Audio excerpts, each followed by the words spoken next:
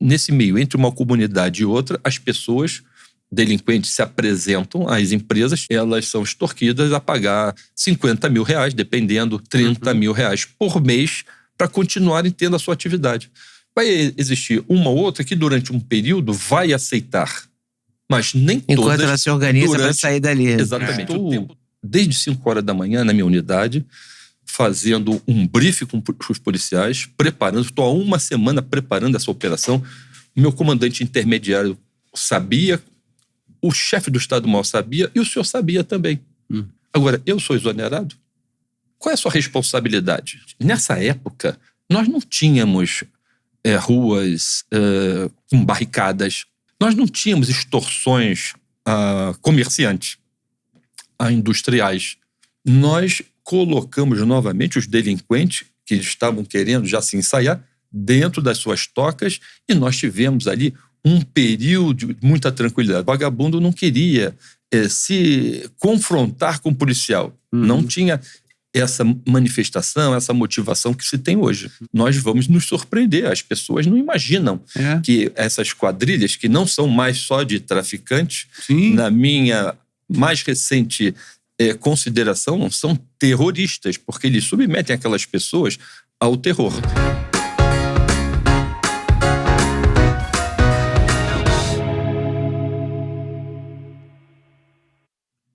Olá, seja muito bem-vindo a mais um episódio aqui de Hoje Nagli, o Encontro de Gerações, o podcast que fala sobre continuidade, sobre legado, sobre sucessão. E eu sou o Duda Nagli, ator, empresário. Eu sou a Leda Nagli, jornalista. E nosso convidado de hoje é o Coronel Príncipe, que ficou 21 anos no BOPE, ou seja, deve ter muita história para contar. E a gente espera que ele conte. E acho que a gente vai começar falando um pouco sobre segurança pública e como o Rio de Janeiro desandou nesse sentido da qualidade de vida. É uma cidade que tem tanto potencial, né? Que tem...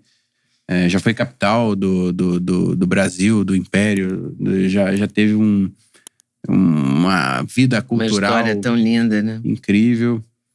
Mas eu acho que a gente podia começar com o coronel contando um pouco da trajetória dele na polícia.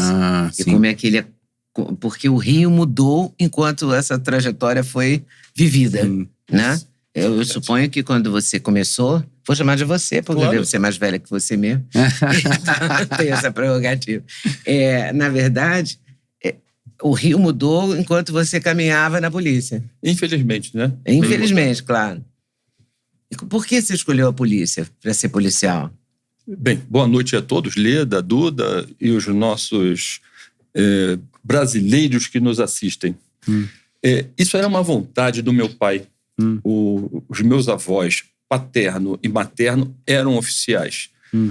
Um do Exército, outro da Polícia Militar. E a vontade do meu pai é que eu também fosse oficial do Exército ou da Marinha. E a última expectativa é que eu fosse oficial da PM.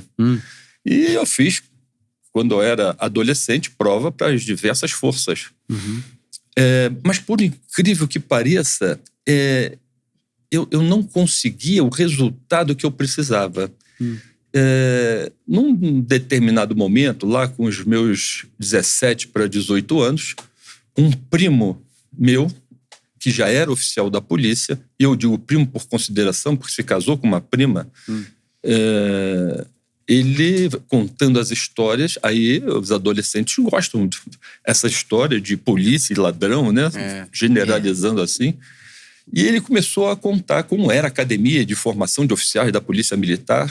E eu comecei a me interessar gradativamente. O meu pai sempre foi um grande entusiasta. E assim, eu estava terminando o meu 2º grau e ia fazer prova para a Polícia Militar. A prova da Polícia Militar foi a mais difícil de todas. Porque não tinha múltipla escolha. A prova era dissertativa. A prova de matemática eram 50 questões, onde eu tinha 2 questões por folha e eu tinha que mostrar o cálculo que chegava àquele resultado. Né? E passei em 4º lugar. Meu pai ficou muito orgulhoso. E eu fico dessa maneira pensando... por que nas outras eu não passava, se eram provas mais simples, teoricamente, e essa eu passei?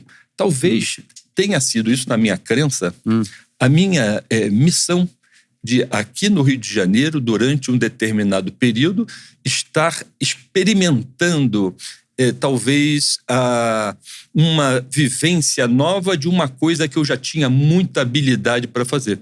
Porque eu nunca tive dificuldade para ser policial militar. Eu fazia com uma facilidade muito grande. Tudo para mim era muito fácil. As dificuldades, claro que nós temos, que é o enfrentamento de uma forma geral, porque sempre nós temos do nosso lado riscos diversos, né? Uma lesão e efetivamente até um ferimento fatal. Mas todo o restante, eu encarava isso com naturalidade e, claro que a gente tem receio, mas a gente toma os cuidados e a gente... Isso não te abalava? Não me abalava. Ali. Não me abalava. Eu imagino que ser policial, principalmente das operações especiais no Rio de Janeiro, seja uma das atividades mais complexas mais perigosas do Brasil, eu acho. Né? Porque no caso das Forças Armadas, do mundo, né? Marinha, Exército e Aeronáutica, né? Não tem, o Brasil não está em guerra, né? Não tem... No Rio é uma guerra. Por exemplo, então ali é um cenário de guerra constante. O Rio de Janeiro, ele foi o precursor dessa atividade nas polícias militares. Porque, de uma forma geral, a polícia militar é uma força de infantaria, generalizando assim, infantaria.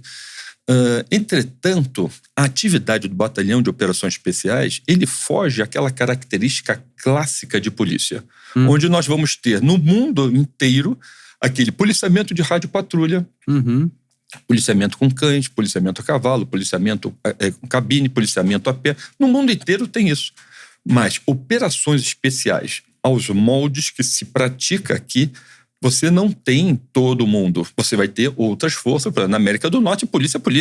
Mas tem nas áreas urbanas. A SWAT, mas era a área urbana. O BOP, ele transcende isso, inclusive. Né? Porque o Rio exatamente porque é a mistura da cidade com a natureza de uma forma única, né? E pelas circunstâncias que nós temos aqui hoje, no Rio de Janeiro, o advento da utilização do fuzil como sendo uma arma utilizada em larga escala, mais adiante eu falo como isso está hoje no Rio de Janeiro. Nós vamos nos surpreender. As pessoas não imaginam que essas quadrilhas, que não são mais só de traficantes, na minha mais recente consideração, não são terroristas, porque eles submetem aquelas pessoas ao terror. Eles têm legislação própria, eles têm uma forma de implementar o terror da seguinte maneira: se você não fizer, eu faço dessa maneira com você. Então, são comunidades que praticamente o Estado brasileiro perde a sua soberania ali. É como se eles fossem donos das pessoas. E eu acho interessante tudo que é construído, tudo que é consumido, passa por eles. Eles dominam todas as atividades econômicas e humanas. Eu me lembro que eu morava em São Conrado, tinha um supermercado, uma mulher roubou no supermercado. Quando ela chegou na Rocinha, tomou um tiro na mão e as coisas dela já estavam na porta de casa para ela sair dali, vazar mesmo. Né? Como se diz, vaza. Isso é o quê?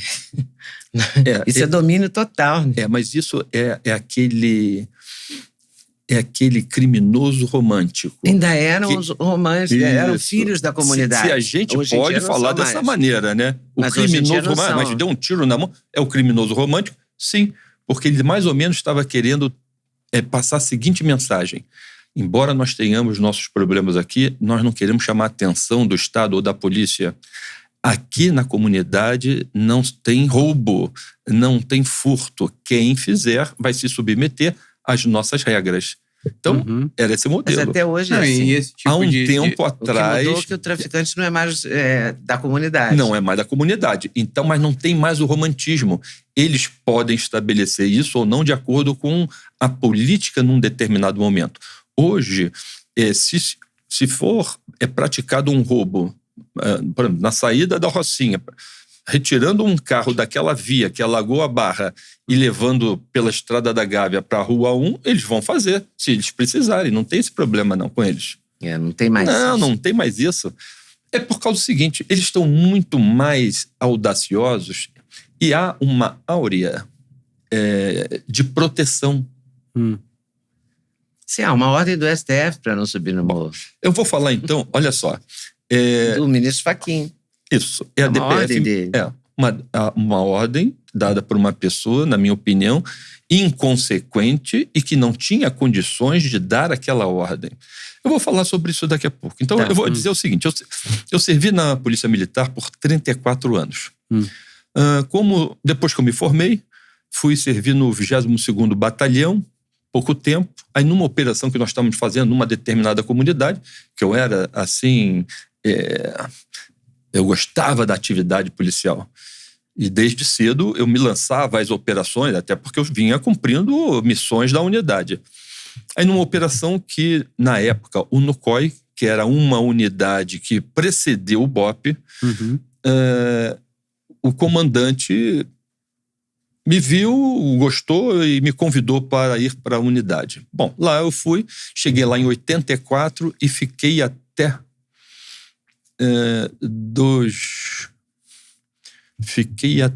2006. 2006. De 84 a 2006. Entre todos Esse os postos. batalhão onde é? O NUCOI, ele ficava no Regimento Marechal Caetano de Faria. NUCOI significa Núcleo da Companhia de Operações Especiais. Ali na Lapa? No Estácio. No Estácio. É como se diz o batalhão de choque. Tá. O batalhão de choque, aquele regimento é muito grande. O NUCOI era uma companhia, um núcleo de uma companhia que não chegava a ter 200 homens, ficava ali, sediado ali. Era onde se fazia a apuração da escola de samba antes de existir o sambódromo. Exatamente. E gradativamente a unidade foi crescendo, até que chegou no governo Garotinho. Ele buscou um prédio que já existia. O Estado apenas fez uma reforma ali no Parque Guinle, naquela parte de cima, e sediou o Batalhão de Operações Especiais, porque nessa época já era Batalhão de Operações Especiais. Isso nos idos de 2000. Mas então, nós tínhamos no Rio de Janeiro, dessa época, década de 80, década de 90, e a partir de 2000, uma violência onde a Polícia Militar ela tinha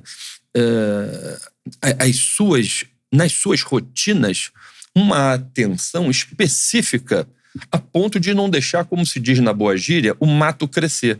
Algumas pessoas falam assim, mas está apagando, está secando o gelo, está enxugando o gelo. Sim, mas tem que fazer.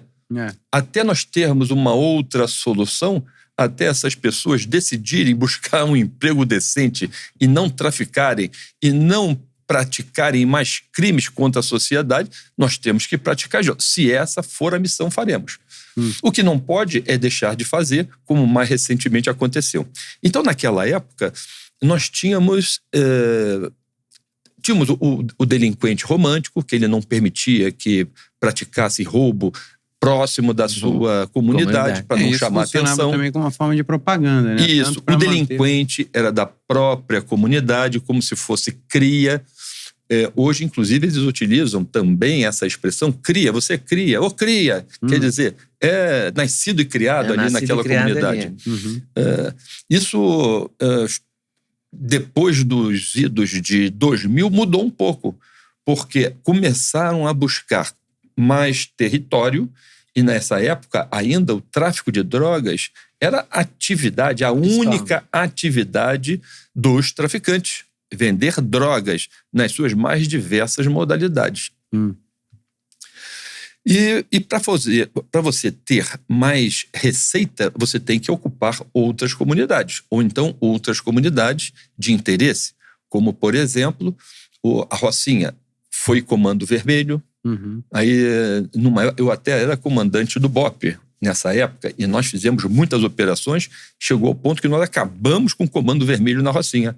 Aí ficaram, assim, alguns delinquentes lá que não tinham relação com os fornecedores de armas e drogas. Eles ficaram, assim, ao largo, sem saber o que fazer. Aí foi que a ADA entrou e ocupou. Associação dos Amigos? Exatamente. Já fornecendo. Nós vamos ocupar isso daqui, nós temos os nossos fornecedores e vamos continuar a atividade. Não existe vácuo de poder. Exatamente. Não tem vácuo de poder. E depois o Comando Vermelho, ele novamente retomou mais adiante. Mas então, as quadrilhas buscavam dessa maneira e quando fazia esse tipo de tomada de território, lá eles colocavam as pessoas que eram da confiança deles. Então nós teríamos na Rocinha gente que vinha do São Carlos. Eles são crias? Não são crias, não tem compromisso com nada. Os moradores ali são moradores, estão naquela condição, olha, você não mexe comigo que você sobrevive. Eu não vou me meter na sua vida especificamente, a não ser que as suas rotinas atrapalhem a nossa atividade. Então, como se fosse um exército mercenário ocupando um espaço que não é... Exatamente. E a lei do silêncio, né? Uma maneira de você não se meter no meu negócio é você não comentar nada. Exatamente. Por isso que ninguém nunca era testemunha. Não tem testemunha. Bom, quando eu saí do BOPE em 2006 e fui para o 24º Batalhão, que fica no fundo da Baixada Fluminense. Em 2005, observe que fato interessante. Durante o meu comando, nós realizávamos operações todos os dias em todas as comunidades. Em 2005, nós não tínhamos mais qualquer comunidade troca de tiro com os nossos policiais. Porque os delinquentes não queriam mais trocar tiro com os policiais do BOPE. Porque ou eles seriam presos ou seriam neutralizados. Porque eles estão com fuzil, eles não se entregam. Eles vão duelar até acabar a munição, ou morrerem antes. Né? Então, os policiais voltavam para a unidade assim, decepcionados, porque o policial gosta do confronto. Talvez o organismo dele precise daquela quantidade de adrenalina para ele se sentir bem, ou para se sentir útil, qualquer coisa dessa natureza, mas ele precisa disso. Tanto é que voltavam tristes, e todas as noites realizando operações. Depois saí. Bom, e se falarem que enxugar gelo não resolve, resolve. Nessa época eu provei que resolvia. Né? Como assim? Se não tem trocas de tiro, é porque os delinquentes eles estão encolhidos.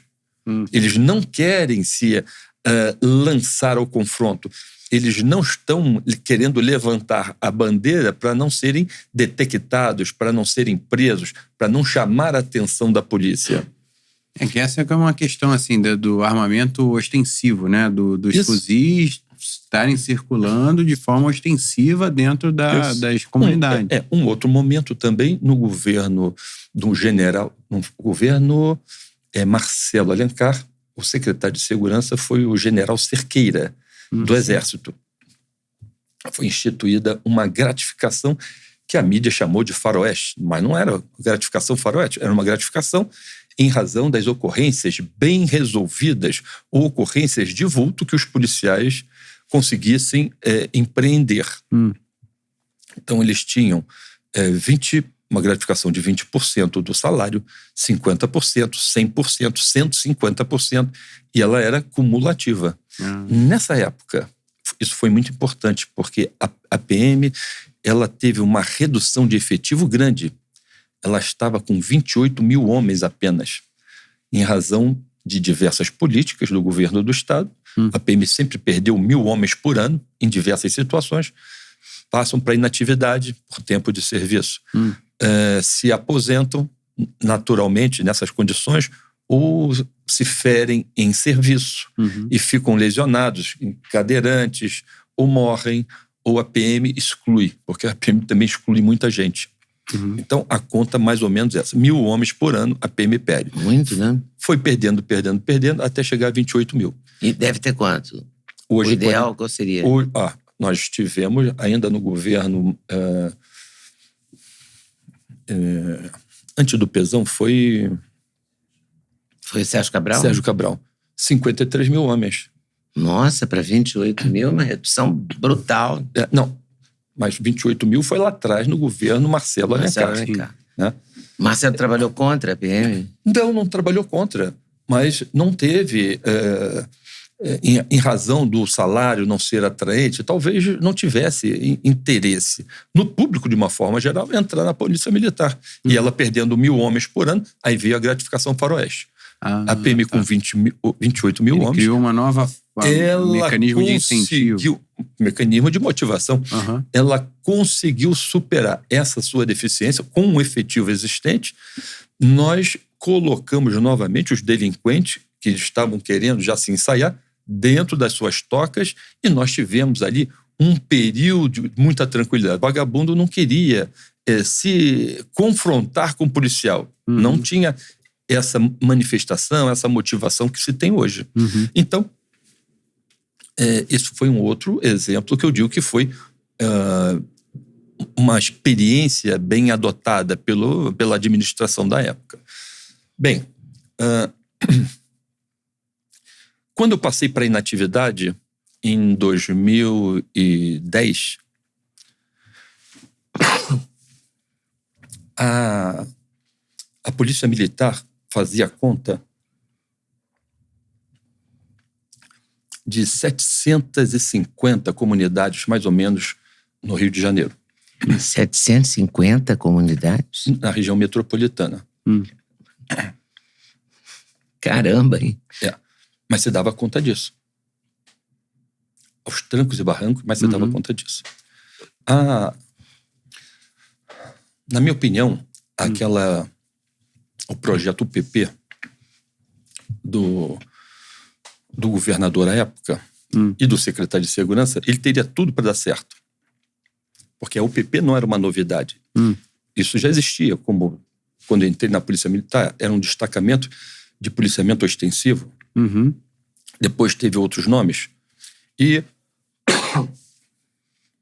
essa ideia é uma ideia de você estabelecer dentro de uma comunidade, num local onde o comandante daquela unidade tem um interesse operacional, mas toda vez que ele vai lá para realizar algum tipo de operação, tem confronto, ele tem perda de efetivo, gastos logísticos de uma forma geral. E quando se coloca uma estrutura dessa, um DPO, destacamento de policiamento ostensivo, ou então a própria UPP, ele começa a ter vantagem operacional lá e já não tem esses desgastes. Bem, você deixa uma fortificação ali com recursos, homens e tal. Né? O efetivo anteriormente dos destacamentos eram poucos homens, 6 homens, 4 homens, dependendo do efetivo da unidade.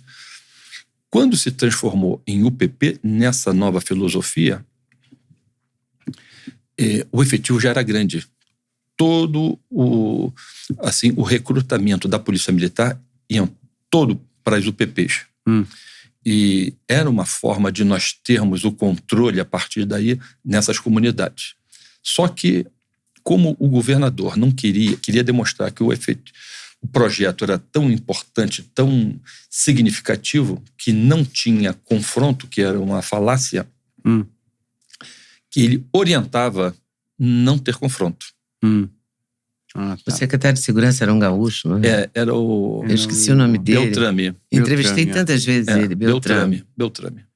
Então, ele orientava para não ter confronto. Não tendo confronto, não havia notícia. Não havendo notícia, está confirmada a efetividade do projeto, o PP. Mas isso era uma mentira, porque no primeiro momento, os delinquentes saíram das comunidades. Até eles perceberem o que era aquilo exatamente. Foi nessa época que teve aquela fuga televisionada? Foi nessa época que teve uma operação na Vila Cruzeiro. Sim, essa mesmo. Fizeram uma operação só para espantar, porque nós tivemos nessa época aqui no Rio de Janeiro uma manifestação do Comando Vermelho colocando fogo em ônibus e em carros pela zona urbana em diversos bairros. O bairro da Tijuca teve isso, em outros bairros na zona norte também. E como se verificou que a iniciativa vinha da Vila Cruzeiro, foi feita uma operação na Vila Cruzeiro, onde buscou-se apoio nas Forças Armadas, com blindados, só para realizar, assim, um susto. Uma maquiagem. Não, para dizer, olha, nós sabemos que são vocês, nós vamos fazer essa operação como se fosse um susto. Foi uma operação muito mal elaborada. Embora a Vila Cruzeiro estivesse lá fortificada, como nós vimos pela televisão, quem conhece a operação, e a Polícia Militar conhecia, nessa época eu já estava fora, nós precisávamos cercar, isolar a Vila Cruzeiro do restante do Alemão. E assim, os delinquentes saíram da Vila Cruzeiro e foram para o Alemão. Isso aí foi um fracasso operacional. Nós não poderíamos jamais dizer, e eu tenho certeza que na época eles não contavam com isso. Não Mas foi intencional ou não? Não oferecer ali aquela válvula de escape ali para exatamente não ter o conflito? Você acha que houve um acordo? Não houve acordo, não. Não houve acordo. O que houve é falta de intenção de buscar o confronto. Foi incompetência? É um misto de incompetência e covardia. Olha, eu não quero que seja dessa maneira. Né? Bom, o policial ele tem que estar onde o delinquente está, onde os materiais e utensílios utilizados para a prática criminosa estão. Ali ele tem que estar.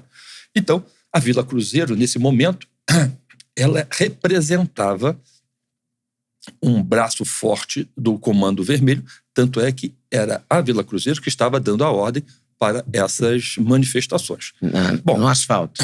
Exatamente. Esse botar fogo em ônibus, em carro. Exatamente. De lá para cá, nós fomos tendo um decréscimo de competência, na minha opinião, muito grande. Por quê? À medida, eu fui exonerado numa situação similar. Você foi exonerado? Eu fui exonerado. Por exemplo, eu estava no 9º Batalhão. Eu saí do 6º Batalhão, a minha unidade era a melhor da Polícia Militar. Define para mim, para eu poder entender assim geograficamente. 6º Batalhão, Tijuca. Tá. Vai pegar Tijuca e os bairros satélites. Grajaú, Vila Isabel. É um batalhão bom. Maracanã, Alto da Boa Vista, Praça da Bandeira. Mais ou menos essa área. É um batalhão bom em que sentido? No sentido da grandiosidade dele. Ele pega bairros importantes. Estrategicamente importantes. Exatamente. Mas ele é cercado por morros e favelas. Claro. Ele era cercado. Para ter uma ideia, quando eu assumi o comando do 6º Batalhão, em 2008,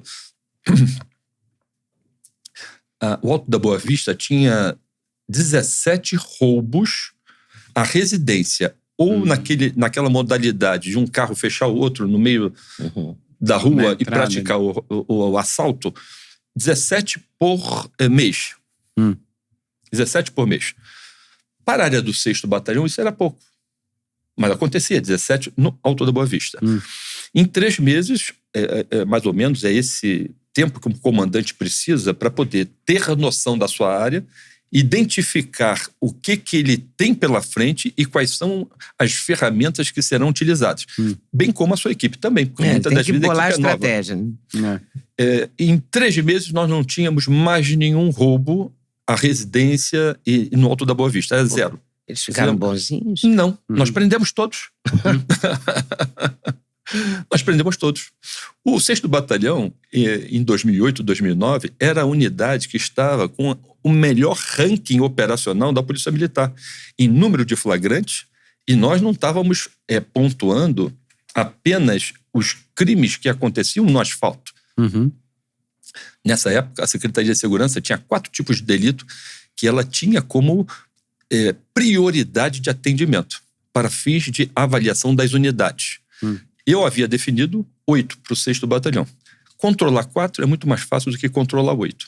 E eu controlando 8, o 6º Batalhão era melhor do que as outras unidades controlando 4. E aí? E aí que eu vou ter que falar de algumas pessoas.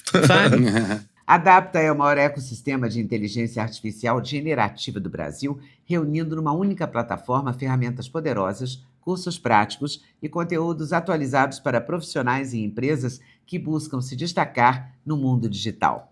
E a sua principal solução, a Adapta One, oferece acesso a mais de 15 modelos de inteligência artificial, incluindo GPT, Cloud, Opus, Gemini Pro, Llama. E além disso, disponibiliza cursos e certificações em áreas como marketing, gestão e criação de conteúdo, além de uma newsletter semanal com insights valiosos. Para empresas, o Adapta One Business proporciona soluções sob demanda com inteligências artificiais otimizadas para uso profissional, apoiando análises, criação de conteúdo e comunicação com segurança e alta performance. Então, você quer saber mais? Clica no link aqui na descrição. E vale conferir com certeza, a gente se vê lá, na Adapta. A Seraflame é uma marca brasileira com mais de 60 anos de tradição, fundada por um casal de imigrantes alemães que começaram produzindo canecos de chopp. A Seraflame é referência mundial em cerâmica refratária, que é uma cerâmica especial resistente a choques térmicos, ideal para você cozinhar de forma prática e saudável. Com produtos exclusivos que unem qualidade, design e tecnologia, a Seraflame está presente na casa de milhões de brasileiros, levando mais saúde, mais sabor e beleza para o dia a dia. A Seraflame é uma marca que valoriza cada momento, transformando a sua cozinha num espaço de prazer e de muito cuidado. Vale a pena conferir com certeza os produtos Seraflame. No link da descrição você já vai direto para o site oficial e se você usar o cupom OSNAGLE, 15% de desconto. Bom, né? E aí que nós tínhamos, nesse ano de 2008, o governador Garotinho, por acaso ele gostava muito do Bop, e eu tive sempre uma boa relação com ele. Aí ele me convida para o aniversário dele. Eu não estou querendo fazer apologia política aqui, eu estou falando de fatos. Sim. Ele me convida para o aniversário dele. E assim eu fui. E cheguei lá, que foi no... Hoje é o Lenhador, um restaurante ali no Aterro do Flamengo. Lenhador, o É fogo de chão? Não, fogo de chão, mas lá na ponta, já em Botafogo. Então, próximo, até onde minha memória está me mostrando. É próximo ao Porcão, onde já foi Porcão. Onde já foi o Porcão. Tá no meio do aterro. É Assador, talvez seja o nome. É Assador. É no meio do aterro, praticamente. Aí ele fechou o restaurante e convidou várias pessoas para o aniversário dele. Tinha outros oficiais da PM, alguns oficiais, a maior parte já estavam na inatividade. E no dia seguinte, saiu uma reportagem no Jornal Dia, na coluna do jornalista Berenice Seara, que Você estava. Que eu estava e que o Garotinho, ele conversou comigo a noite toda. Quem sabe é o nosso próximo comandante-geral, isso, aquilo, outro. Esse ano era um ano de eleições. E o comandante-geral logo me chama para me indagar a respeito. Se você ia sucedê-lo. Olha, não, de qualquer maneira, ele deveria, a não ser que o Cabral fosse reeleito, né? Ele poderia continuar. E foi. Aí ele me chamou para conversar a respeito. Eu falei assim, olha, comandante, se o senhor fosse convidado, o senhor iria? Não, eu iria. Bom, então, foi o que eu fiz. Eu fui convidado, estive presente, como tinha outros oficiais também presentes. E eu acho que a Polícia Militar tem que se fazer representar, independente do governo, e não perder prestígio, como mais recentemente perdeu, por não ter esse viés mais politizado. Bom, ele falou, eu não gostaria de saber, porque o governador, eventualmente, é o Cabral, pode me indagar e eu sei o que dizer. Ele, perfeito. Uma semana depois, eu estava sendo convidado para sair do 6º Batalhão e ir para um outro batalhão, 9º Batalhão. Na verdade, era uma queda para cima. Eu vou dizer a minha leitura. Não, para mim nunca é. Embora a unidade, o 9º Batalhão seja uma unidade mais de confrontos. Onde é o 9º Batalhão? Rocha Miranda, Madureira, é uma área mais central ali do município. Mas é uma área com mais comunidade? Bem mais. Do que o 6º Batalhão? Bem mais. Então, ele me convida para ir para o 9º Batalhão, alegando um problema que houve na área do 9º Batalhão, que ele não gostou do comportamento da unidade / comandante que estava à época, e que ele achava que eu tinha perfil. Eu falei, olha, comandante, estou realizando umas obras lá no batalhão, eu gostaria de concluí-las. A minha unidade está há 1 mês, depois de 1 ano, sendo aferida para receber um prêmio em pecúnia. Para mim isso não era importante, mas para os policiais principalmente o sentimento pessoal. Olha, eu pertenço à melhor unidade, né? E eu gostaria de finalizar isso. Mas se o senhor está precisando, e isso é urgente, eu estou disponível. Pois bem, fui movimentado para o 9º Batalhão.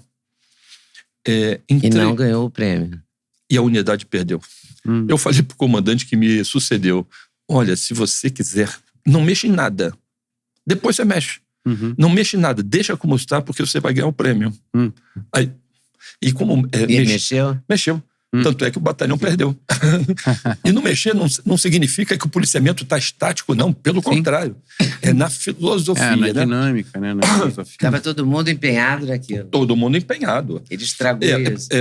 Porque a unidade também, ela premiava policiais oferecendo um final de semana com a família em algumas colônias de férias, fora do município. O policial, muitas das vezes, não tem essa oportunidade. A unidade pagava alimentação e pousada, exceto bebida alcoólica. Se ele quisesse beber, é com ele. Mas alimentação, almoço, janta e a estadia, a unidade pagava. E eles gostavam muito disso. Claro, é um prêmio ótimo. A família vive isso. Fazíamos solenidade, destacando, homenageando. E eles gostam muito disso aí. Sempre gostaram. A Polícia Militar sempre gostou disso.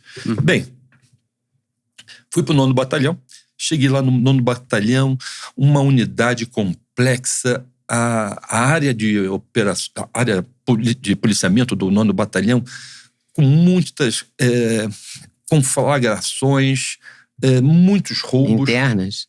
Não, na área de policiamento. Na área toda. E, de repente, na Fazenda Botafogo, que era uma área que hoje ainda, ela reúne 32 indústrias.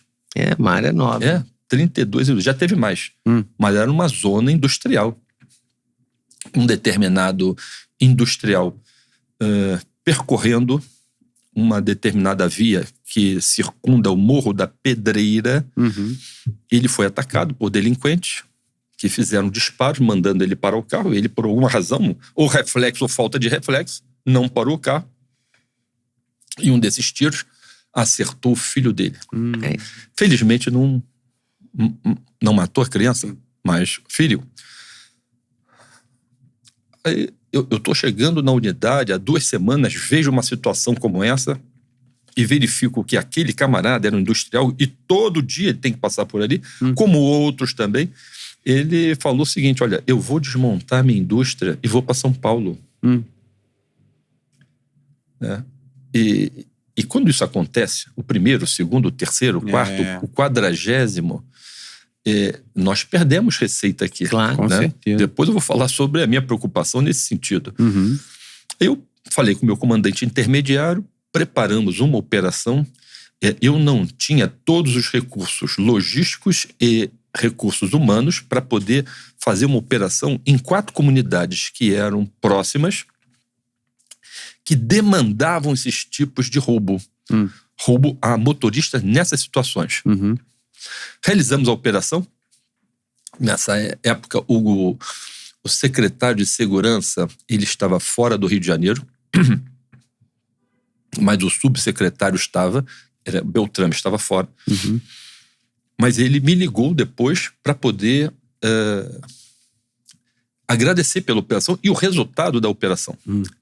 Em que pese um acidente, que eu vou relatar aqui, uma criança morreu com um tiro no peito a 1,5 km de distância. 1 km de distância do disparo? Exatamente. De que maneira? Nós chegamos ao final com esse nosso entendimento. Onde ocorreu o efeito morte e onde nós estávamos, não poderia ser tiro dos policiais. Possivelmente tiro dos delinquentes. Como, ao final, a perícia apontou isso daí. O fuzil, principalmente no calibre 7.62, ele tem um alcance real de 1.800 metros. No papel. Né? Se você puxar uma retinha, uma linha reta, são 1.800 metros. E ele tem um alcance útil de 3.600 metros, numa parábola. Né? Então, um tiro que se faça a 45 graus, um cano a 45 graus, vai atingir 3.600 metros. Caramba! Não só esse, mas esse também, é o risco de nós deixarmos a cidade essas armas estarem proliferando na cidade como estão hoje em dia.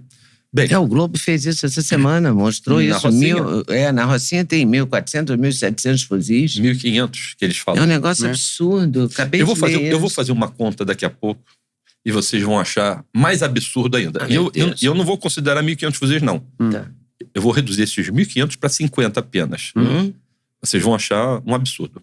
Peraí, deixa eu fazer só uma E por que pequena você foi exonerar? interrupção aqui para te dar um presente aqui do nosso podcast. Poxa, que muito é obrigado. Uma caixa de suplementos.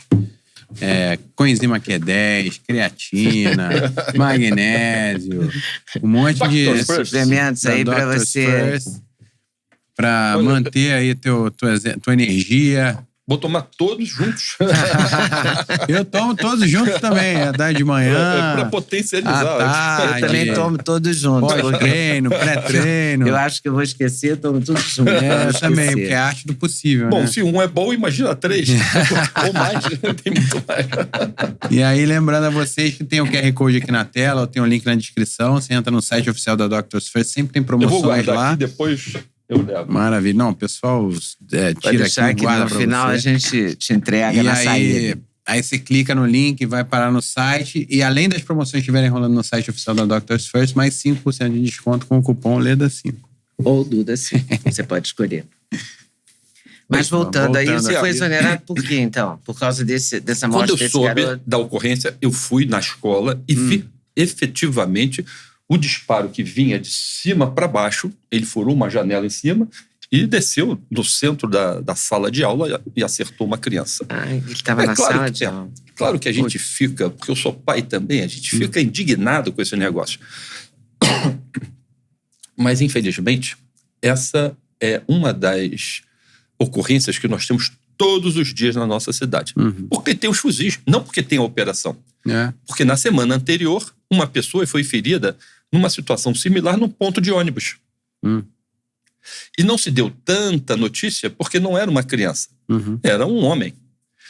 Como também aconteceu no hospital de Saracuruna. Uma criança foi baleada, estava com a mãe saindo do hospital, foi baleada. Bem,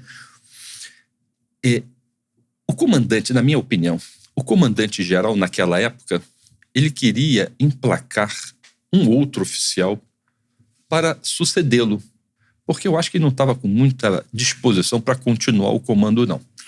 Mas que não poderia ser eu. Tinha que ser um oficial da preferência Do dele. grupo dele. E quando eu saí do 6º Batalhão para ir para o 9º, já era para na primeira, vamos chamar assim, bola dividida, ocorrência crítica, eu ser exonerado. E eu explico por que isso daí. O 6º Batalhão, quando eu fui convidado, o secretário de segurança me convidou para ir ao gabinete dele e falou o seguinte: Coronel Príncipe, eu tenho hoje 2 problemas. Um é o 6º Batalhão, que a comunidade me liga o dia inteiro para reclamar do 6º Batalhão. E a comunidade da Tijuca e desses bairros são muito ativos, participam muito, estão sempre, todo dia no 6º Batalhão. Ou então o RP Monte ou o 40º, porque nessa época as milícias na zona oeste do Rio estavam se destacando, né, com a sua projeção nas comunidades. O que o senhor acha? Eu falei, senhor secretário, eu não tenho que achar nada. Eu já recebo o salário do Estado, o senhor está precisando, o senhor vê onde é que o senhor está precisando e me nomeia. Ele me nomeou o 6º Batalhão. 6 meses depois, 8 meses depois, ele volta ao 6º Batalhão para fazer uma visita surpresa. Tomar um cafezinho. Aí ele fala assim, Coronel Príncipe, eu vim aqui para cumprimentar o senhor. Porque antes a comunidade me ligava todo dia reclamando do 6º Batalhão. Hoje continuam me ligando todo dia para elogiar o 6º Batalhão.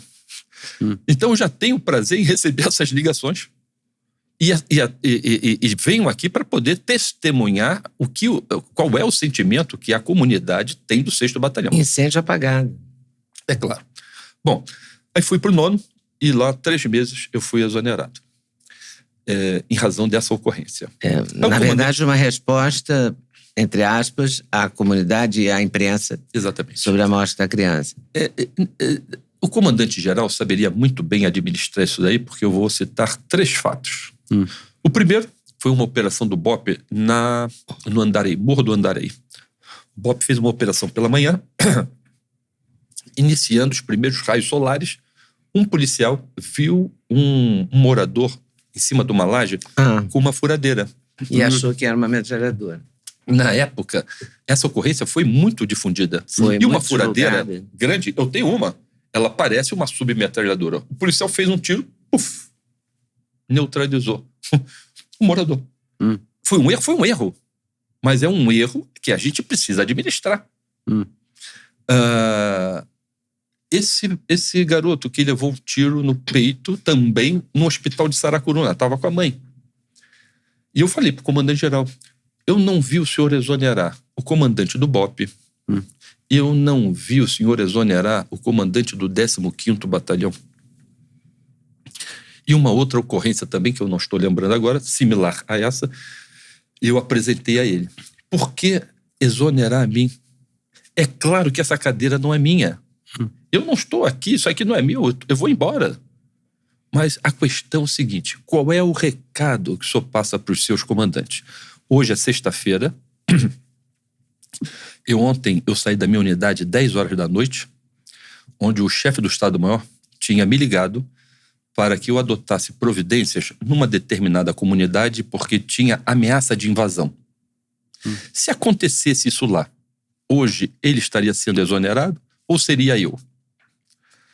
Numa outra hipótese, eu estou desde 5 horas da manhã na minha unidade, fazendo um briefing com os policiais, estou há uma semana preparando essa operação. O meu comandante intermediário sabia, o chefe do Estado-Maior sabia e o senhor sabia também. Agora, eu sou exonerado? Qual é a sua responsabilidade? E eu podia falar dessa maneira porque nós éramos contemporâneos ali e eu, dessa maneira, entendo que eu não falto com respeito. Até porque num determinado momento, ele era meu amigo, ele estava em funções numa secretaria municipal, sem muita expressão, e como eu estava prestigiado no BOPE, as oportunidades que eu tinha com o comando da corporação de trazê-lo novamente para a Polícia Militar, para comandar unidades, eu fiz. Indiquei a ele 2 comandos. Antes de ser comandante-geral, os 2 comandos que ele teve, fui eu que indiquei. E eu disse para ele, qual é o recado que o senhor passa para a sua tropa? Hoje eu estou desde as 5 horas da manhã na unidade preparando. Eu estou envolvido na operação até agora, durante uma semana inteira. Os seus outros comandantes, hoje o que fizeram? Se hoje eu estivesse na unidade jogando um futebol de salão, fazendo um churrasco, eu seria um bom comandante? Como é que é essa sua avaliação? Mas é aquela história que chega a um ponto onde as pessoas não têm mais o que dizer. Porque quero porque quero. E eu preciso, dar uma resposta à sociedade. Tá bom, dê a resposta, mas não vai dar só à sociedade. Vai dar para a sua corporação, vai dar para os seus comandantes. Porque eles vão estar sempre com o pé atrás. A qualquer momento, eu vou ser exonerado. E sempre nós somos exonerados numa situação desagradável, como essa, né? Porque esse tipo de ocorrência, esses fatos, fazem parte da nossa rotina. Nós temos um dia de glória, com uma boa ocorrência, onde nós não temos um resultado negativo como esse. Mas os resultados negativos fazem parte do dia a dia do policial, né? Bem. E aí você foi exonerado. E assim eu fui exonerado. E fiquei sem função. E por que você resolveu falar agora? Não, eu já venho falando bastante tempo sobre isso. Eu já falo bastante tempo sobre isso. Ele sempre que pode, e vai em alguns programas, ele me elogia. Ele me elogia. Talvez ele tenha se arrependido. Mas eu não busco nenhuma forma de espetá-lo por isso, não. Estou falando sobre fatos. Porque nos eventos que depois eu fui quando ele estava presente, eu me aproximava para conversar, É claro que nós nós deixamos de ter aquela relação que outrora tínhamos, mas eu nunca neguei a aproximação, conversar com ele, em que pese alguns outros se afastarem. Bem... Aí você saiu do BOPE ou saiu da polícia? Eu saí do BOPE... daí eu já não estava no BOPE, eu estava no você saiu da polícia batalhão. militar. Foi o meu último comando, porque eu já estava com quase 34 anos. Exoneração significa aposentadoria? Não, exatamente. Eu fiquei sem função. Tá. Porque eu ainda não tinha 34 anos. Com 34 anos a pessoa sai da polícia? Era o tempo máximo que eu poderia ficar, né? Você sairia fatalmente com 34 anos. Você tinha quantos? Talvez 33. Mas eu já tinha expectativa e tinha plenas condições de voltar a comandar uma unidade. Porque eu falei, eu sempre soube fazer aquelas coisas. Bem, e fiquei sem função até terminar meu tempo. Quando meu tempo terminou, fui embora. E não tive outra oportunidade. Mas o que eu estava querendo falar é o seguinte, nessa época, nós não tínhamos ruas com barricadas. Nós não tínhamos extorsões a comerciantes, a industriais. Talvez esse acovardamento institucional ou a politização da instituição, onde um deputado indica um comandante para uma determinada área, um presidente da Assembleia, algum delegado, dessa maneira. As coisas foram... degringolando. Exatamente, se tornando mais complexas. Eu estou falando complexidade no sentido macro. Não que aqueles policiais militares ou policiais civis tivessem incapacidade, fossem incapazes de fazer frente a esses problemas.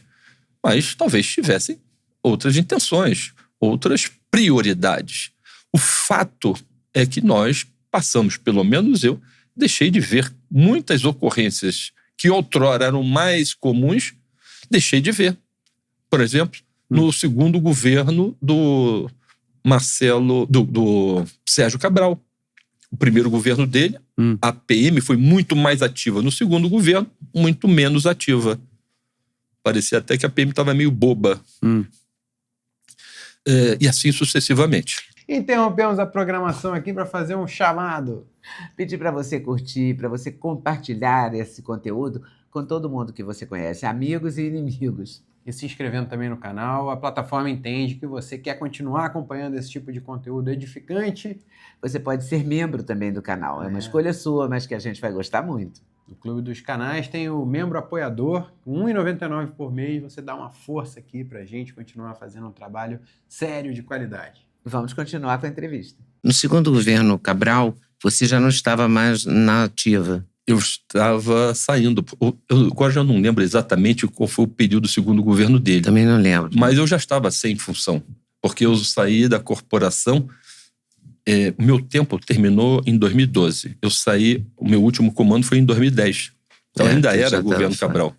Porque hoje em dia a gente vê o noticiário, morrem muitos rapazes do BOPE. Não, teve aquele namorado da juíza, o marido da juíza. Não, esse é da Core. Era da Core. É da Core. Porque é uma coisa impressionante, assim, né? Mas nós estamos numa guerra. Bom, veja só como estamos numa guerra. O tempo passou, 2012 para cá, na minha análise, na minha visão, as unidades vêm perdendo efetivo, elas vêm... Inclusive saúde mental. Muita gente com problemas mentais, se afastando por isso. E com medo de ser PM. Vamos combinar? Então, porque o PM ele fica meio... O PM fica na linha de frente, né? Mas sabe o que acontece? O medo de ser PM talvez é porque ele não encontre apoio na própria administração institucional. Deve ser mesmo. Porque na minha época de segundo-tenente, primeiro-tenente, capitão, major, não tinha esse negócio. Vocês não tinham medo? Não tinha medo. O policial, ele se vê competente para cumprir aquele serviço. A índole do bandido mudou, né? O bandido deixou de ser o cria da comunidade para ser um bandido nada a perder. O armamento mudou, né? Os fuzis são numerosos. A arma da PM não é igual à arma do traficante. É igual. É igual? É igual. O colete que ele usa é bom? É bom. É o que tem. A sensação que passa é que, militarmente, o Estado tem todos os recursos para, se quiser, organizar e... O Estado do Rio de Janeiro, recuperando os territórios. Num processo de recuperação fiscal. Ele está nesse processo. Ele está nesse processo. E dessa maneira, o governador tem algumas limitações. Hoje, o efetivo da PM são 43 mil. É suficiente? Não é suficiente. Será que nós temos mais, eu vou chamar assim de uma forma geral, delinquentes ou vagabundos do que PM? Temos. Eu acho que sim. Eu acho que aumentou muito o número de delinquentes. E eu não vou ficar chutando em razão... a comunidade tal vai ter 10, outra vai ter 100. Eu vou fazer uma conta de fuzil que é mais fácil. Recentemente. E essa que você vai assustar a gente, essa conta? Eu acho que sim. Tá. Recentemente, a Polícia Civil fez uma operação na Rocinha. Vamos voltar à Rocinha. Vamos. Ela estava investigando uma quadrilha do Ceará. Sim. Que estava comandando mortes no Ceará de dentro da Rocinha. Dentro da Rocinha. Estavam lá num hotel, num prédio de 5 andares. Estavam lá hospedados. Mostrou, eles estavam com drone filmando. Mostrou os delinquentes subindo. Quando tomaram conhecimento da operação, saíram, abandonaram o hotel e estavam subindo em alguma viela, algum local que pode ser um portão vermelho para chegar na mata. Todos eles com mochila nas costas e com fuzil atravessado. 400 delinquentes, todos estavam com fuzil. Vamos imaginar que a Rocinha seja o hospedeiro, o dono da comunidade. A Rocinha vai hospedar um convidado. Ela vai ter menos condições do que esse convidado, menos recursos humanos do que esse convidado, menos recursos logísticos do que esse convidado? Não o convidado chegou com 400 homens e 400 fuzis. Ela, no mínimo, teria que ter 401.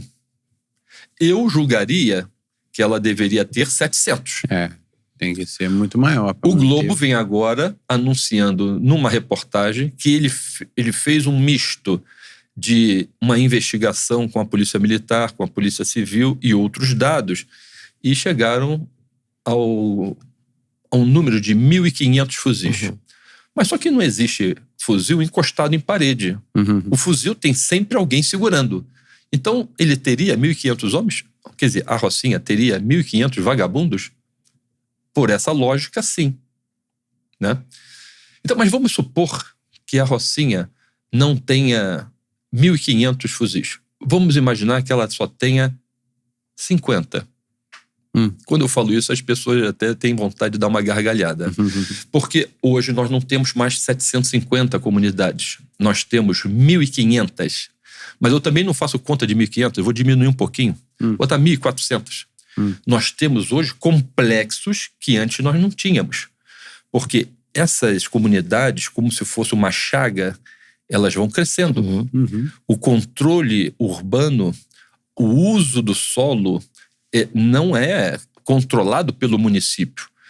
A degradação é vista ao olho nu. Quem quiser é só passar na orla dessas comunidades que vai ver que aquilo já passa a ser comunidade. Né? Por exemplo, ali na Tijuca, o Morro do Borel, a rua São Miguel era uma rua de acesso da Tijuca para o Alto da Boa Vista. Uma rua perfeita, com casas bonitas, etc. Hoje, passa lá, é degradação pura. Passando na São Miguel, a sensação que nós temos é que nós estamos dentro do Morro do Borel. E assim sucessivamente. Todas as comunidades se expandiram. Eu estou me referindo à região metropolitana do Rio, não é só mais o município do Rio de Janeiro, não. Então, na região metropolitana, nós temos 1.400 favelas. Se todas elas tiverem... Aí nós temos favelas menores e favelas maiores. Como o status é ter fuzil, porque a comunidade ela precisa se defender dos seus invasores. Então, todas elas precisam ter fuzil. Então, todas elas precisam ter uma quantidade mínima que ela suporte em razão das suas condições. Cada fuzil desse é comprado por R$50 mil aproximadamente. Se nós multiplicarmos 50... Mais de 100 mil até. Se nós multiplicarmos 50 fuzis, que é pouco, tirando como uma média, mas uma média muito rasteira. 10% que o Globo falou. Uma média muito rasteira, 50 fuzis. Multiplicando por 1.400 favelas, isso já dá 70 mil fuzis. Fora as outras armas. E, como eu falei, não tem fuzil encostado em parede. Tem fuzil com vagabundo. Eles acabam tendo um efetivo maior que as forças de segurança do Estado. Por isso que teria que ser chamado. Aí vem. Não sai do lugar, né? Aí vem... Porque eles são mais poderosos. É claro. Aí vem o Fachin, em 19, ele acolhe uma iniciativa de um partido político. O pessoal. Isso. Não, acho que foi o PSD. Será? É.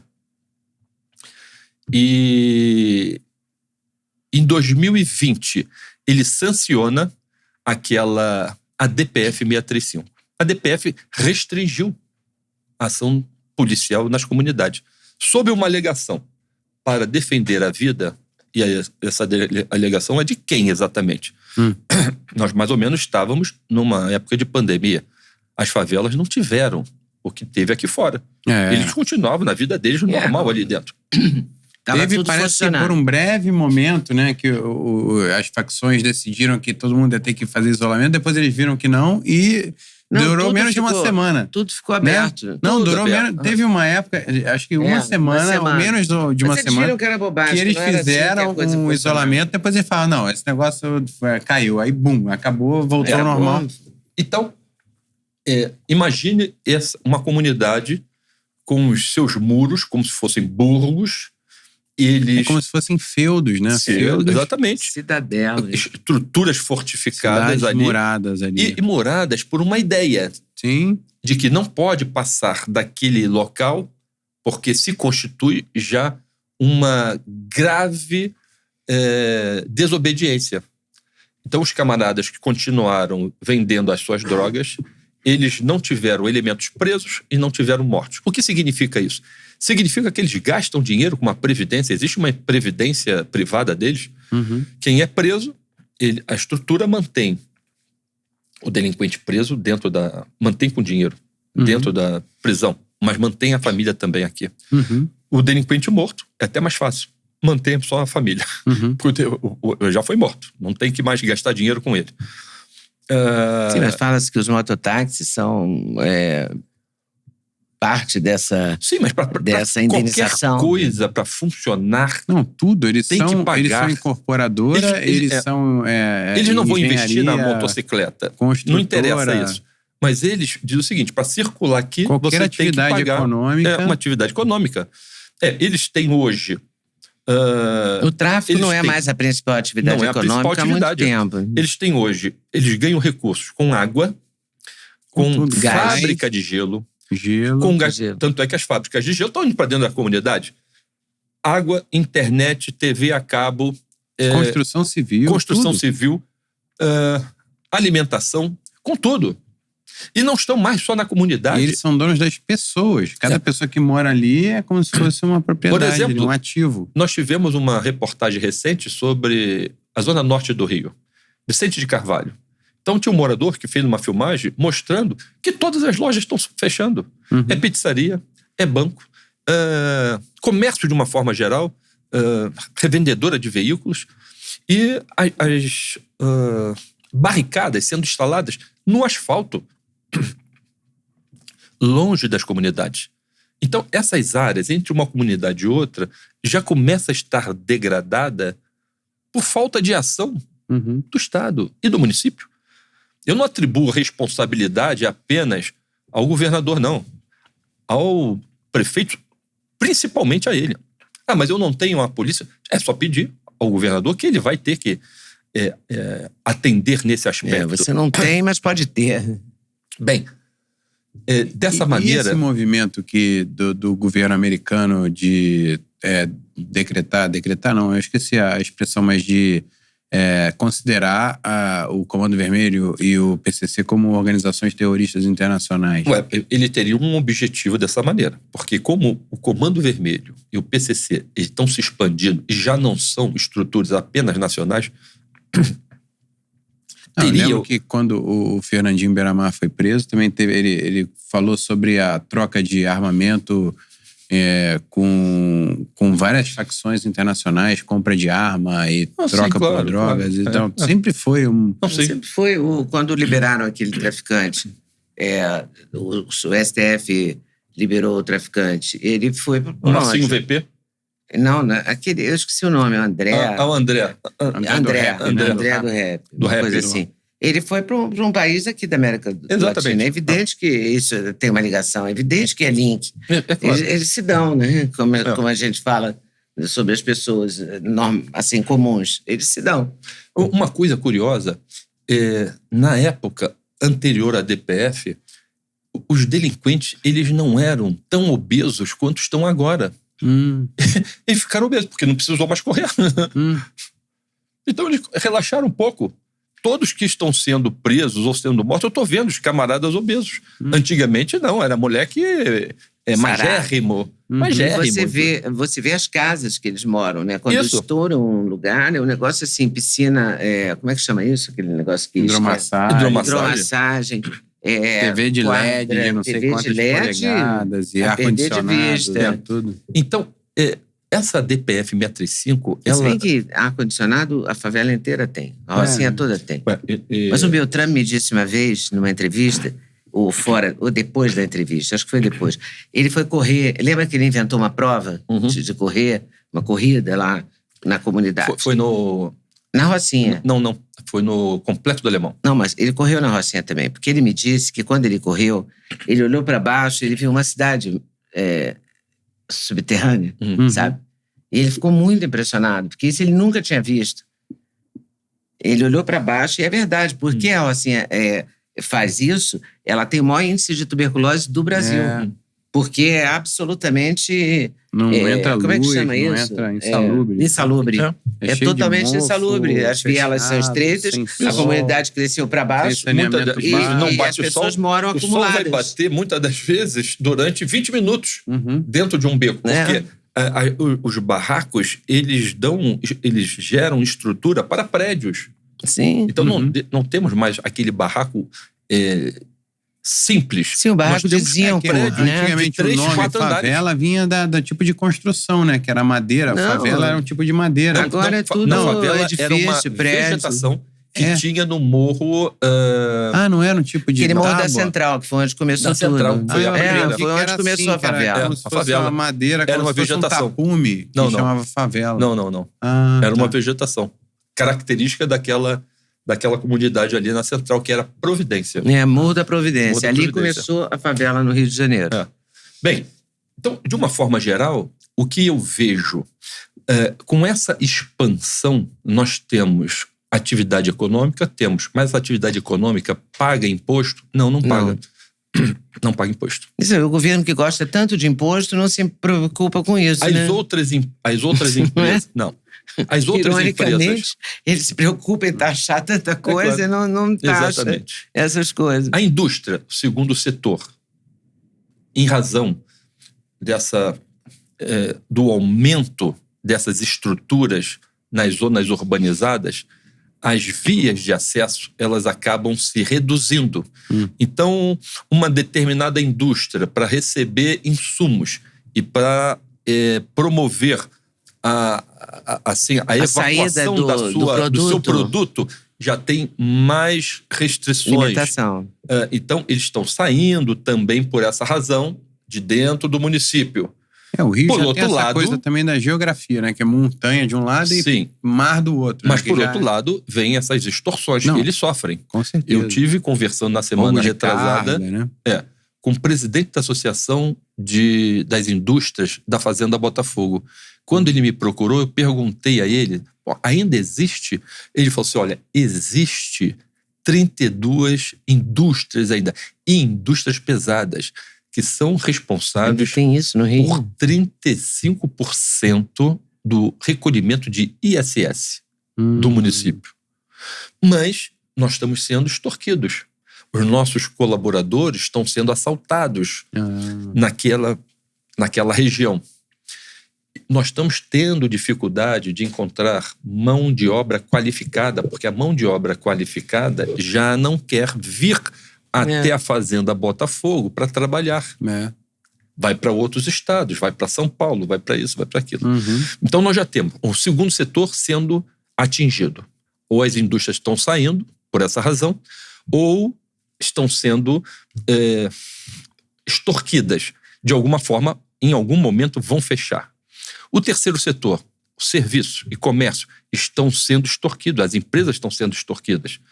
Nesse meio, entre uma comunidade e outra, as pessoas, delinquentes, se apresentam às empresas, tipo, não vou falar nome de empresa nenhuma, mas vou falar XPTO, elas são extorquidas a pagar 50 mil reais, dependendo, 30 mil reais por mês, para continuarem tendo a sua atividade. Vai existir uma ou outra que durante um período vai aceitar, mas nem todas... Enquanto ela se organiza para sair dali. Exatamente, o tempo todo vai admitir isso.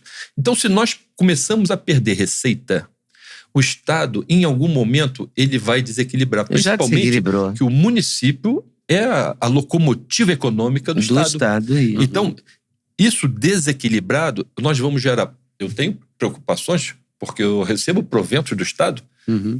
Será que eu vou correr risco de não receber mais? Ou, como outrora aconteceu, recebe uma parte no dia 10, uma parte no dia 20, porque o Estado não recolhe satisfatoriamente no início do mês para poder pagar todo o funcionalismo. Então nós vamos ter, em pouco tempo, eu faço uma previsão. O Rio de Janeiro morre economicamente em 20 anos. É claro que eu teria muito mais comentários a fazer sobre isso que eu estou dizendo. Mas quando eu conto, as pessoas falam assim, não, pelo que eu estou vendo, é bem menos tempo. Porque eu acho que você está sendo otimista, porque a coisa está indo numa velocidade galopante mesmo. Isso está acontecendo numa velocidade galopante. 15 anos, 10 anos, é preocupante. E ainda nós temos uns camaradas que mal fazem aquela sua responsabilidade. Por exemplo, o prefeito do Rio de Janeiro poderia fazer mais? Poderia.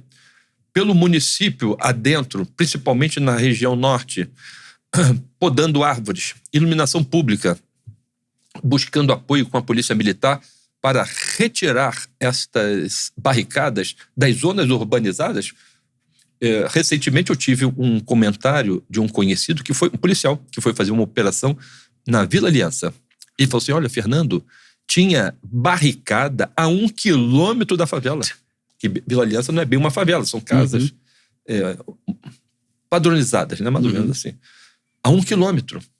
E os serviços de polícia, ambulância, bombeiro, como é que funciona? O que você acha da Guarda Municipal Armada? Eu acho que a Guarda Municipal, ela tem já a sua função específica, definida. Mas ela pode ser armada para algumas atividades que o próprio município precisa e que hoje em dia o guarda municipal, sem estar armado, não consiga sugestionar um delinquente desse. Por exemplo, nós tivemos recentemente ali no Rio de Janeiro, na praça, quase Praça da Bandeira, uns delinquentes jogando tábuas e pedras num contorno que tem próximo a um local chamado Viaduto dos Marinheiros. Quem vem pela Praça da Bandeira vai pegar a Leopoldina para a Ponte Rio-Niterói. Aquilo ali é uma grande praça. Passam diversas pessoas por dia ali. Deveria ter uma guarda municipal para cuidar de uma praça, porque a guarda municipal tem esse condão. Hoje lá vai ter uma viatura da Polícia Militar com 2. Mas nós poderíamos ter essa viatura fazendo patrulhamento. Se a guarda municipal estivesse ali. Mas por que a guarda não está? Vão alegar, porque eu não estou armado e eu não me sinto confortável. Então, nessa situação, o guarda municipal pode estar armado. Para já cumprir as tarefas que são próprias, portando armas para fazer frente a esse tipo de delinquente que não respeita a ordem legal. Ir e vir. E as câmeras nos uniformes? Aqui em São Paulo, acho que parou, né?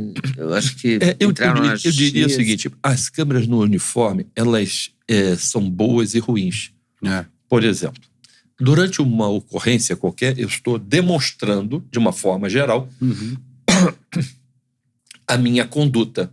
Mas existem alguns momentos que isso não vai acontecer. Aí vão dizer que eu estou encobrindo. Eu vou dar um exemplo. Os policiais estão fazendo uma operação no morro. Em alguns locais, em razão de nós estarmos sendo alvejados por disparos, o policial sai de um lado para o outro fazendo lanços rápidos, correndo. Aí a câmera vai estar nesse movimento. Sim. Ou ele pode estar rastejando ou engatinhando. Todos esses processos são processos característicos de deslocamentos na infantaria. Então, se ele estiver rastejando, na avaliação do seu comandante ou quem esteja querendo avaliar, vai dizer que ele está querendo ocultar ou esconder alguma coisa? Essa câmera, ela tem um efeito prático se eu estiver parado. Sim. Aí o Duda está sendo mostrado aqui, de uma forma geral, bem, saindo bem na foto. Mas se eu estiver em movimento e numa ocorrência, a imagem fica muito prejudicada. Então eu digo... E chega a comprometer também a performance. O cara, sabendo que está filmando, ele fica preocupado em não ocultar, e aí ele acaba se colocando em risco maior? Não, porque teoricamente o policial ele tem um padrão para ser de atuação. Ele está ali dentro daquilo que é permitido na lei. A sua conduta operacional tem que estar pautada nisso daí. Fora disso, é responsabilidade dele, né? Pois é, mas eu quero falar um outro lado, que é uma coisa mais... uma provocação, mas vou ter que fazer. Que é... A gente falou até agora do PM bonzinho, né? Do PM consciente do seu trabalho, interessado em trabalhar bem em prol da sociedade. Mas a gente vê também imagens muito ruins, né? De PMs batendo, PM... Ontem mesmo eu vi de um PM atirando num rapaz que estava rendido. Eu não vou dizer com isso que o cara não era bandido, tá? Provavelmente, pode até ser. Agora, ele já estava rendido? Estava rendido, ele não tinha o direito de fazer isso, né? Eu não posso então, falar há sobre os maus policiais também, né? Você falou que a PM expulsa policiais? Sim. A instituição é a que mais exclui no Brasil. Não tem nenhuma outra instituição que exclua tão rápido quanto as PMs. As PMs têm 3 processos administrativos. Esses processos administrativos têm duração de 30 dias. E o policial não precisa praticar crime para ser excluído. Basta que o ato que ele tenha cometido não seja... fira o pundonor policial militar. Isso é subjetivo. O decoro da classe, isso é subjetivo. Isso não é crime. Ferir o pundonor policial militar é um entendimento subjetivo. Por exemplo, vamos imaginar que o policial seja flagrado, mesmo de folga, num local que seja conhecido como ponto de bicho. Um ponto de bicho. Ele está ferindo o pundonor policial militar? O que ele está fazendo ali? Pode ser definido ele não pode jogar no bicho? Não pode. Aquela história teoricamente não pode. Aquela história, a mulher de César não basta ser honesta, tem que parecer honesto, né? Porque então, uma coisa que eu queria te perguntar também, a PM a diferença qualificação? A diferença da parte militar da parte civil, porque o treinamento militar e o operacional também dessa pegada militar, ela permite coisas que o uso civil ali a profissão ali, uma profissão civil não permite. Colocar o cara virando a madrugada na chuva, que é coisas que um militar é treinado para fazer, que qualquer outra profissão isso seria assim. É encargo dele. Então, essa virada de chave, assim, essa perspectiva militar, o quão útil ela é para impor a lei e a ordem. E qual que é o problema disso também? Eu vou trazer tem a discussão. Essa tensão constante também nessa parte da sociedade. Tem gente que defende vou trazer a discussão um fato que aconteceu no Espírito Santo. Greve da Polícia Militar. Isso deve ter ocorrido há uns 8 anos atrás. Eu não sei se porque todos lembram, mas pode-se buscar imagens no YouTube disso aí. Sim. A Polícia Militar entrou em greve. Discussão salarial, entrou em greve. As ruas das cidades em Vitória se tornaram palcos de guerra. O delinquente, sabendo que a PM não está, iam roubar as pessoas, arrombar lojas, saquear mercados. Se qualquer outra instituição entrar em greve, isso vai acontecer? Não. Então, tinha um comandante, nós tivemos um comandante-geral lá no Rio de Janeiro, o coronel Wilton Soares Ribeiro, que disse o seguinte: ter uma PM é questão de governabilidade. Porque a instituição... Mas a esquerda quer acabar com a polícia. Claro, é interesse. A instituição, por menor que esteja, ela ainda é capaz de confrontar esses delinquentes. Por mais condições que hoje eles possam ter. Mas o PM, ele é vocacionado, ele tem aquele espírito. Mesmo os ruins, eles têm esse espírito. A PM, quando identifica, exclui. Podemos ter certeza disso, porque eu vivi isso aí 34 anos.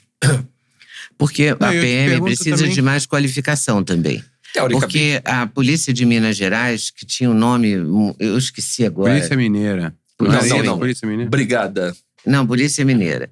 Aí veio um sociólogo, uma pessoa assim, policial, e qualificou, trabalhou a qualificação da polícia. A polícia chegou a ganhar prêmio, foi considerada uma polícia. Eu me lembro que entrevistei ele, mas não vou lembrar o nome, porque ao longo de 50 anos você entrevista milhões de pessoas, claro. E não lembro mesmo.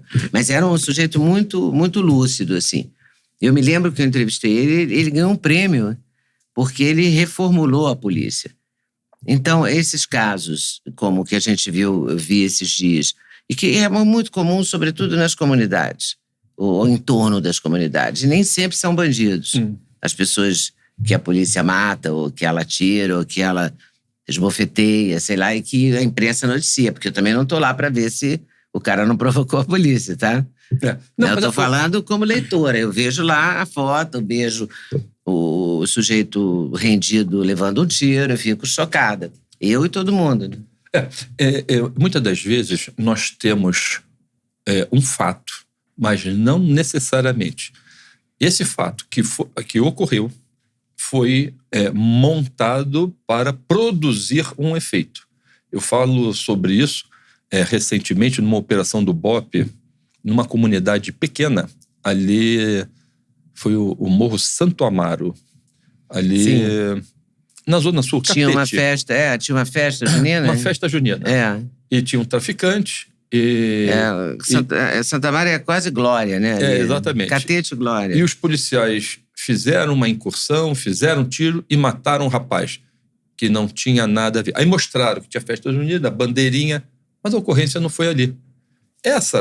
Esse local onde é que tinha festa, a bandeirinha, é lá embaixo, numa área, inclusive, perto da 9ª DP, que fica ali numa esquina. Fica ali na esquina, quase em frente a um CIEP.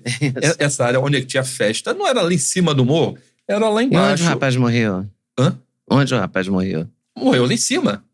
Ah, então tinha um confronto lá em cima. Exatamente, teve um confronto lá em cima. E eles montaram aquela imagem, tiraram fotografia das barraquinhas e das bandeirinhas como se o fato tivesse ocorrido ali. Você acha que a imprensa é parceira ou a imprensa ajuda a difamar a PM? Ao longo dos meus 34 anos, ela nunca gostou da PM. Por várias razões. Nunca gostou da PM. É uma herança da ditadura? Pode ser uma herança do governo militar. Sim, do governo militar. Pode ser uma herança do governo militar. Então, eu identifico esse tipo de manifestação em razão de a PM estar sempre em evidência negativa. Dificilmente se tem uma notícia destacável. Porque todo mundo que morre na comunidade nunca foi atingido pelo delinquente. Só foi atingido pela PM. Qualquer bala perdida é da PM. O meme da imprensa. O estudante foi encontrado com um guarda-chuva, né? Virou até meme isso aí. Portando um guarda-chuva, que não era um guarda-chuva, era um fuzil. Aí a imprensa fala como se fosse. Mas eu estou mostrando que hoje nós temos na mão de delinquente que não tem qualquer treinamento, qualquer comprometimento, porque ali são leis próprias. Sim. E não há responsabilização. Não, e eles são meninos. Não, e se nós também temos... São garotos, né? Uma outra Crescem ali questão. com o fuzil na mão. E não é só Em isso. relação Quando ao... a gente olha, veja só, Duda, quando a gente vê, e eu tenho uma fotografia muito significativa, um delinquente magérrimo, pé preto, significa nunca pisou talvez num tênis, possivelmente daqueles camaradas com características de usuário de crack, segurando um fuzil maior do que a minha altura, eu tenho 1,80 m, o fuzil deve ter 2 metros aproximadamente, 1,50 m. Então, qual é a responsabilidade que esse camarada tem? Não tem nenhuma responsabilidade. Não, ele não tem nenhuma formação para... Nenhuma formação. É tiro a esmo, né? De qualquer maneira. Então, se eles têm muito mais armas do que a própria polícia, qualquer tipo de vitimização da parte deles é infinitamente superior da possibilidade de ser um tiro das armas. Então, Como é que é a relação dos PMs, do BOP, em relação também ao civil ter armas, dos CACs, dos atiradores? Porque também nunca teve uma simpatia também dos civis portarem armas, E nem terem armas. da imprensa com os caras. Então meio que olha rolou só, eu por acaso sou CAC também, sou colecionador, sou policial também. Eu nunca tive nenhum problema com um CAC, nunca tive. E eu acho que cada um tem a sua responsabilidade. Agora, verdade... Mas o CAC tem regras. Tem regras, verdade seja dita. Durante o governo Bolsonaro, o número de armas comercializadas aumentou 30% e o número de homicídios diminuiu 30%. Será que isso é um efeito significativo? Dá para nós começarmos a imaginar quanto mais pessoas armadas, menos pessoas mortas, menos violência? É possível? Porque Mas a impressão que passa é que se eu tiver tanto arma na minha casa...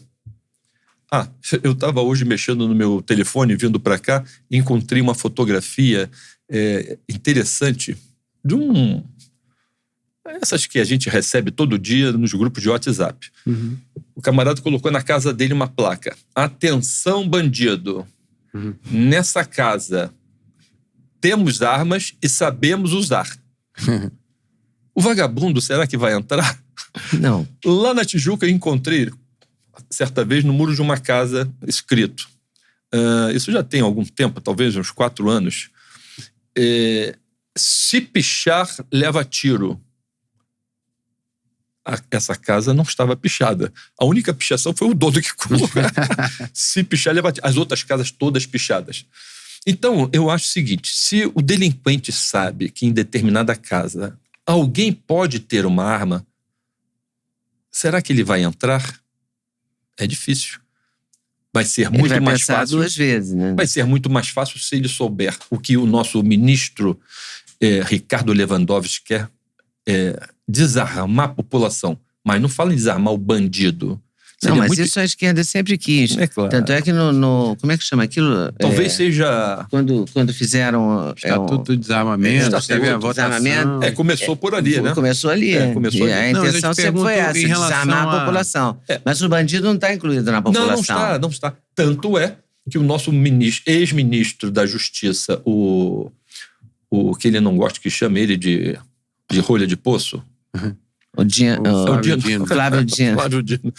Chamaram ele não gosta, claro. Eu também não chamei, eu só fiz uma referência do que chamaram. Ele foi para uma visita no Complexo da Maré. Ele entrou com uma facilidade, o que um policial não consegue fazer. Ele chegou de Brasília e foi direto Não, nenhum lá. candidato a vereador no Rio de Janeiro faz isso, a não ser que o tráfico autorize. E lá no local onde ele foi, não teve filmagem. A única coisa que algumas pessoas produziram foram imagens dele estar assistindo uma apresentação de um programa de segurança pública para a Maré. Nesse programa de segurança pública para a Maré tinha alguns itens que estavam sendo requeridos. Um deles, o desarmamento da população civil. mas não dos delinquentes. Mas quem é que vai pedir para desarmar o delinquente? Agora, que pessoas eram essas que estavam ali nessa reunião, que fez o ministro da Justiça, já 2 meses depois do início do governo Lula, ter vindo ao Rio de Janeiro para encontrar 40 ONGs e lideranças? Por que essas pessoas não puderam ir a Brasília? Essa que é uma pergunta que eu sempre faço. Que pessoas importantes eram essas que fez o ministro vir aqui? Eu já respondo. São pessoas que não podem pegar um avião para ir a Brasília. A gente pode deduzir, né? Mas a minha pergunta é em relação a como é que é a cultura das forças da polícia, da PM, em relação ao civil ter armas e transitar com elas. Porque não parece que eles também têm uma simpatia muito grande com essa ideia da população civil manifestar o seu direito de treinar nos clubes. Não, o policial militar, ele não tem qualquer restrição, até porque ele mesmo faz isso. Então, o civil, ele não porta arma. Antigamente, ele poderia estar com a arma ao alcance da mão quando ele saía de casa e ia para o estande. Isso é lógico, porque se um delinquente sabe que eu sou atirador, eu vou sair de casa e eu não posso estar com a minha arma em condições de uso, ele vai... Tem que estar no porta-mala, claro que ele vai te assaltar. Vai me roubar e levar minha arma, com certeza. Agora, ele sabendo que eu posso estar com a minha arma em condições de uso, ele já não vai fazer isso. Então, no governo, volto a dizer, sem qualquer conotação política, no governo Bolsonaro, nós tivemos um aumento do número de CACs, de armas, e tivemos redução de delitos, inclusive homicídio em 30%. Isso a gente teve também uma redução de invasão, né, do sem terra, sem teto e tal. Exatamente. Porque temia-se uma reação. Né? Exatamente. Mas tudo isso não é uma característica só desse governo. Qualquer governo. Que permitir arma exatamente. O civil a pessoa com arma vai reduzir o traficante, o delinquente. O delinquente não quer ter prejuízo. É claro que ele vai ter medo. Ele também tem. Ele também quer a vida dele. É claro. Agora, o que nós vemos hoje... Agora, o que a gente vai fazer daqui para frente? Tem uma pergunta da poesia do Drummond. E agora, José, para onde? O que eu acho que nós temos que, com essas ideias, difundir essa nossa preocupação. O Estado do Rio perdendo capacidade de destaque na política no Brasil. Daqui a pouco ele perde a posição econômica para qualquer outro estado. Ele já perdeu o prestígio. Perdeu o prestígio. O segundo setor... Você falou um dado que eu queria até que você repetisse aqui, que é em relação ao Rio de Janeiro com Paris, por exemplo, na época áurea do Rio de Janeiro. O Rio de Janeiro, ele já teve, no início da República, isso foi uma consequência do Império, mais ruas calçadas do que Paris. Isso eu não sabia, por exemplo. Exatamente. Isso aí é uma coisa chocante. Pois é, mas na mesma época. E você também se mudou para o Rio de Janeiro na época que o Rio de Janeiro estava ainda num momento muito destaque. Eu morei no Rio de Janeiro especialíssimo, maravilhoso. Nos anos 70 ali, né? Só imaginar, por exemplo, na minha época de... Que o mundo cultural existia fortemente. Não tinha esse medo de assalto, não tinha esse medo, não. A gente frequentava a noite, existia noite. Né? As pessoas não eram assaltadas no restaurante? Os restaurantes fecham 11 da noite. Vai jantar 8h30, 9 horas. Fecha 11 horas. A cozinha fecha 11 horas da noite. Isso era impensável no Rio de Janeiro. Impensável. Acho que o Leblon da Pizzaria Guanabara, ali daquela esquina, do Jobi, daquela esquina ali da Pizzaria Guanabara, fervia a noite inteira. A noite inteira. Entendeu? Não tinha isso. Todas casas de show, a música brasileira tocando em todos os lugares e tal. E agora tem toda uma restrição. Se bem que tem uns malucos, que nem o Alexandre Ascioli, que fez o Rio Show lá, o Rio Dinner, que é um maior barato. O show é lindo, mas também assim, começa às 7 da noite, termina 10 e pouco, todo mundo vai para casa. Por exemplo... Não, e sai os templos... A cidade do samba... Eu fui muitas vezes, não sei se ainda permanece o show, mas o show era isso, né? Era comandado pelo Capitão Guimarães. E tinha uma organização impecável. Assim, você chegava, sentava, tinha coquetel, batida, tira-gosto, jantar, começava o show, terminava o show, você sambava um pouquinho ali, fazia uma foto, ia para casa. 10, 11 horas, todo mundo em casa. Mas era um espetáculo da noite. Não sei se tem ainda. Bom, mas é tudo muito limitado hoje em dia. Hoje porque tá você tem limitado. muito medo. Exatamente. Todo mundo tem medo, né? O Rio de Janeiro, estava falando com uns amigos que são maçons. Eles me convidaram para um aniversário de uma grande loja, a grande loja do Rio de Janeiro, Gord. E ali eles estavam falando sobre esses nossos problemas. E conversando, eu falei assim, olha, os delinquentes hoje na zona oeste, da zona norte do Rio, eles já estão determinando as pessoas, passando nas calçadas, retirarem câmeras de cima do muro, de cima do poste, aquelas que estão voltadas para a via pública, para que eles não sejam filmados. Eles entram nos comércios, os pequenos comércios nesses lugares, e dão ordem para retirar as câmeras, porque quando eles vão lá para extorquir, eles não querem ser filmados. Aí eles falaram assim, isso está acontecendo conosco, que nós temos um palácio, o palácio seria o Estado, né? E as lojas seriam os municípios. Isso aconteceu conosco. Mandaram que nós tirássemos as nossas câmeras também, lá em Olaria.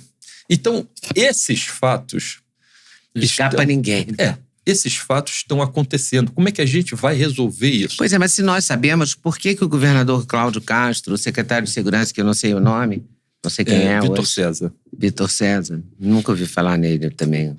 Eu o conheço bem, é um bom policial federal, ele já está aposentado, aposentou recentemente, mas é um bom policial federal e ele tem uma responsabilidade grande nisso aí, só que talvez ele esteja também muito mas ele limitado. Precisa ser apoiado, né? Apoiado pelo governador, pelo prefeito, pelos governantes de Brasília. Só funciona no Rio de Janeiro? Por que ela foi feita sob medida para o Rio de Janeiro?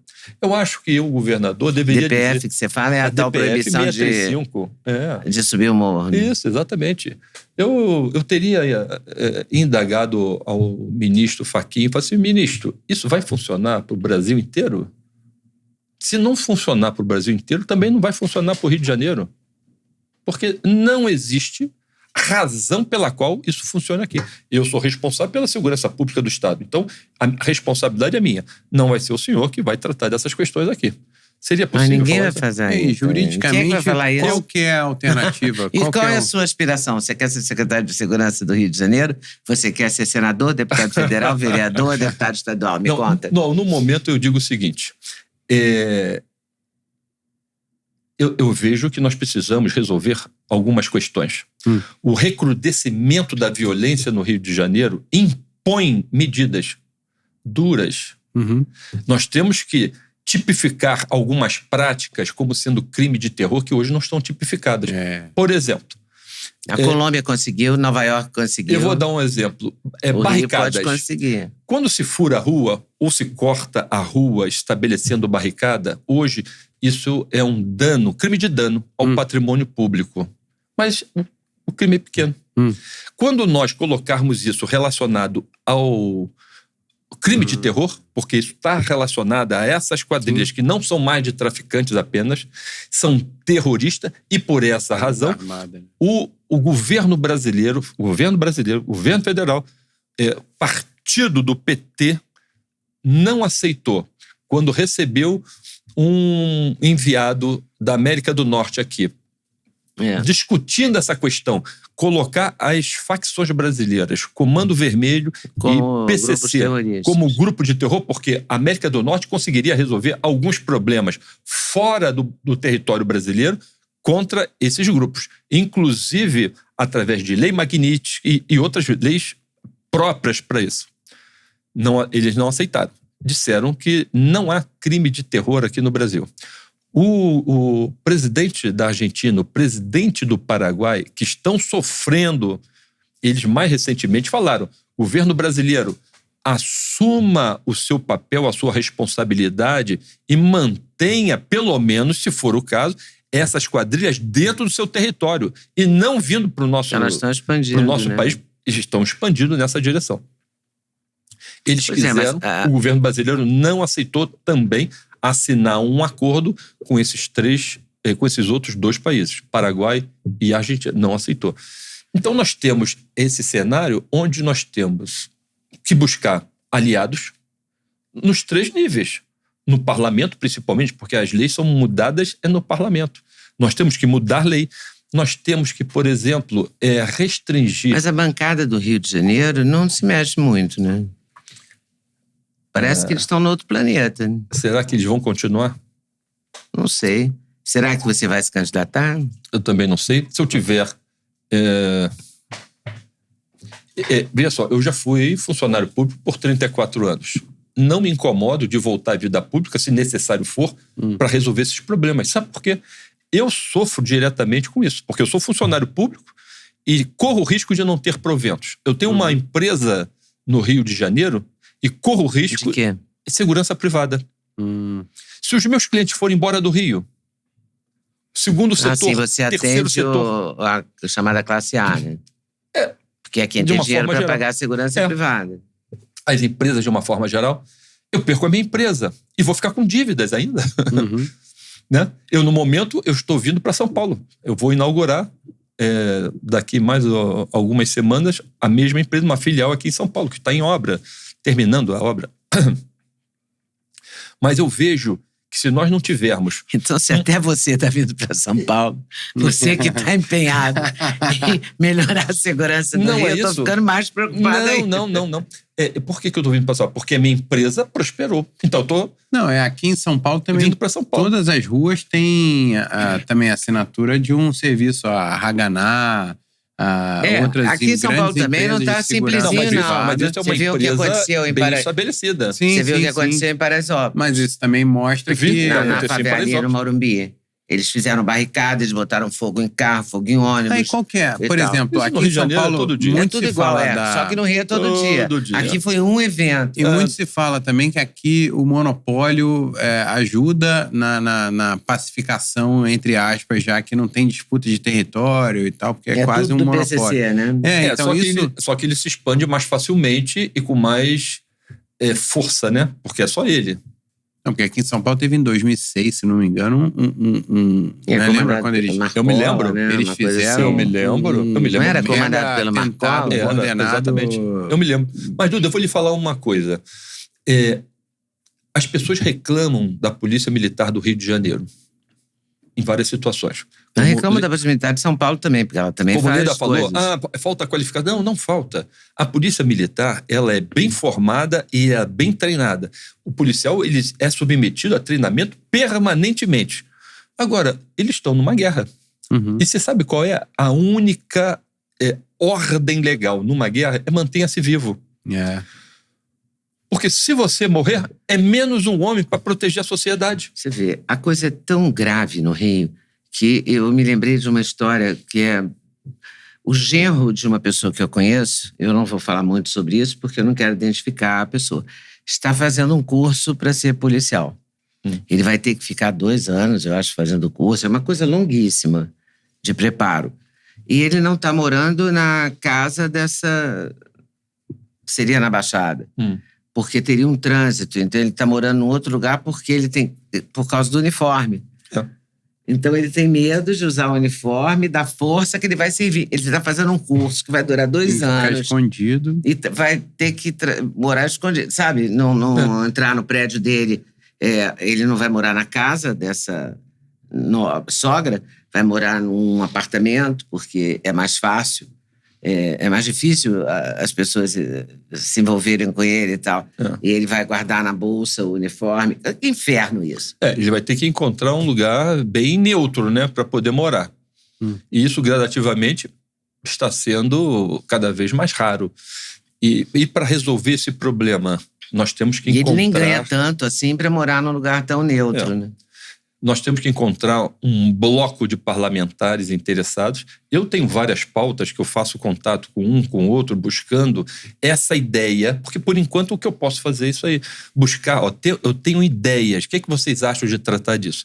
Muitas das vezes, os nossos parlamentares, lá eles têm outras prioridades. Então, talvez tenha que chegar alguém... Está acontecendo um movimento Mas você sente alguém interessado nisso? O próprio senador Flávio Bolsonaro, ele é presidente de uma comissão de segurança pública. De segurança Ele pública. vem buscando pautas Mas de os outros segurança. parlamentares do Rio de Janeiro estão se mexendo?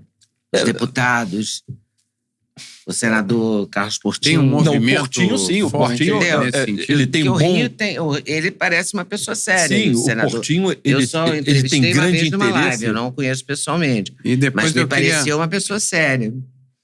Tem grande interesse. E El Salvador também teve um caso também ali, né? De virada de É um chave. caso de sucesso, virada de chave. E para nós fazermos virada de chave, não é com flores. Infelizmente. Infelizmente, não é com flores. Nós temos todas as condições de fazer isso. Mexendo a legislação, uma das coisas que nós temos que resolver é, por exemplo, essa resolução do CNJ que define a audiência de custódia. Eu não sou contra a audiência de custódia. Eu sou contra o modelo dela hoje.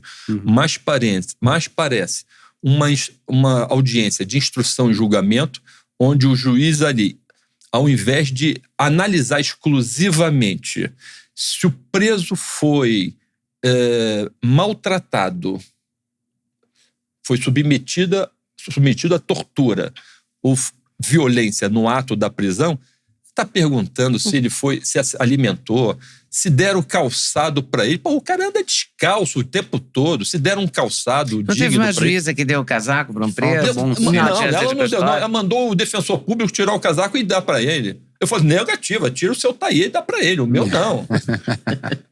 Então, é esse tipo de coisa que a gente cada vez mais autoriza. Pois é, a gente autoriza a violência. A gente autoriza a violência. Teve um juiz numa audiência recente, que foi agora nesse mês de julho, ele fez uma audiência de custódia de um delinquente que matou um delegado da Polícia Civil, atirou contra 2 outros policiais e feriu.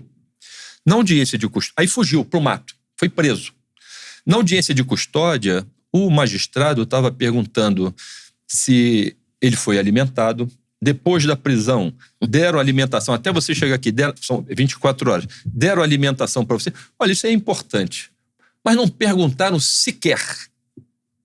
Não tiveram a menor preocupação com aquela pessoa que morreu, com aqueles policiais que se feriram e com as famílias. É claro que como nós teríamos essa preocupação numa audiência, realizando uma audiência e mantendo esse delinquente preso.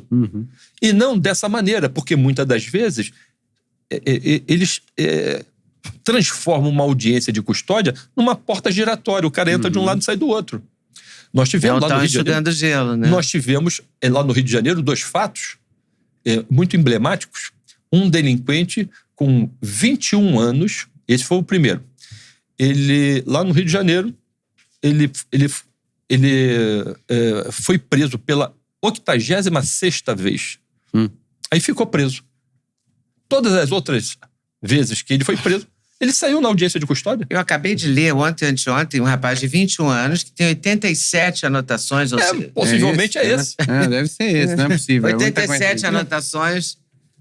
Como assim? Entendeu? Ele tem 21 anos, ele vai ter... O que é isso? Recorde? Um outro na Baixada Fluminense. Guinness Book? Com isso? 21 anos, o cara não pode ter 86 prisões. Como o outro, com 25 anos, ele não pode ter 170 prisões. Aconteceu, só ficou preso depois que foi preso com fuzil. E um determinado magistrado resolveu não converter, não ficar com elucubrações sobre o fato de ter sido preso assim. Que ele realmente precisa merecia, ficar preso. Né? É preocupante mesmo, porque não parece que está apontando, parece que ainda vai piorar muito antes de melhorar, se é que vai melhorar. Vai melhorar. Infelizmente parece. Porque, sei lá, você o cidadão comum não... Qual é a sua expectativa sobre você mesmo? Veja só, sobre o seu futuro. Eu tenho uma preocupação grande sobre esses aspectos. Eu perder os meus proventos, porque é possível. O Estado do Rio de Janeiro, outrora, ele já pagou a Polícia Militar 3 vezes ao longo do mês, depois conseguiu acertar isso daí. E se ele passa a não ter a receita suficiente para pagar os seus funcionários públicos, isso volta a acontecer. As empresas indo embora do Essa Estado. atividade irregular, ela não gera receita para o Estado. As empresas indo embora para o Estado. Eu vejo o Estado do Rio de Janeiro morrendo. Então, eu tenho que tomar uma providência. E o que eu posso é, primeiro, buscar atualmente esses parlamentares que eu conheço e tentar motivá-los a enxergar esses problemas que eu enxergo com muita facilidade. Eu não sei por que eles não enxergam. E provavelmente trabalhar junto com eles em algum momento. Exatamente. Trabalhar junto com eles, como eu faço, dou dicas, eu passo mensagens. E se isso não for suficiente, pode ser que ano que vem eu me candidate a uma vaga numa dessas casinhas para poder colaborar de uma outra maneira com o Estado e buscar, nesse modelo lei e ordem, resolver os nossos problemas. É claro que sozinho eu não consigo resolver. Eu tenho que ter um grupo grande, intencionado, bem intencionado, porque isso que acontece hoje no Rio de Janeiro já acontece em muitos outros estados. E o que nós estivermos fazendo em Brasília, se é que eu conseguirei lá adiante, nós vamos estar fazendo por todos os estados e pelo Brasil. Tomara, boa sorte. Obrigado. Porque da sua sorte também a gente vai depender. E ficamos por aqui, não é isso? Muito obrigado. Muito obrigada por ter vindo. Eu agradeço, Leda. Agradeço. Uma aula. Obrigado. O cara explicou bem, né? A polícia e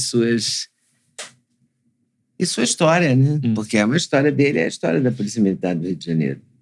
E a história do Rio de Janeiro, que eu espero vença esses obstáculos, né?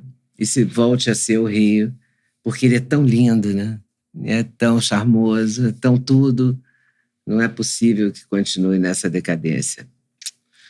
Ficamos por aqui. Você pode maratonar aqui várias entrevistas de vários segmentos, para cima, para baixo, para o lado, para o outro, né?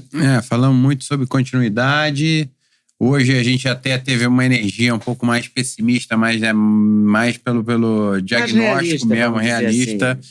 Mas é isso, a gente não pode desistir, a gente tem que se manter forte. Não vai desistir, não. E aceitar, né, nossa vocação ali, nosso chamado ali para cada um fazer a sua parte em cada área diferente ali para buscar soluções. Não só no Rio, mas no Brasil inteiro, né? Cada um fazer a sua parte. E aqui a gente tem várias entrevistas sobre várias áreas diferentes, nessa pegada de continuidade, falando de futuro, de uma geração complementando a outra. Hoje na Agno Encontro de Gerações, com médicos, com filósofos, com escritores, palestrantes. Então fica a dica aí para vocês também buscarem aqui, maratonarem. E não desistir.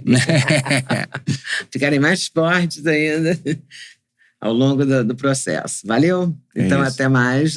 Toda quinta-feira, 18h, a gente pede para você curtir, compartilhar, mandar para os grupos de WhatsApp dos seus amigos, dos seus inimigos. Enfim, vale a provocação também para os inimigos. E até a próxima. Valeu! Valeu!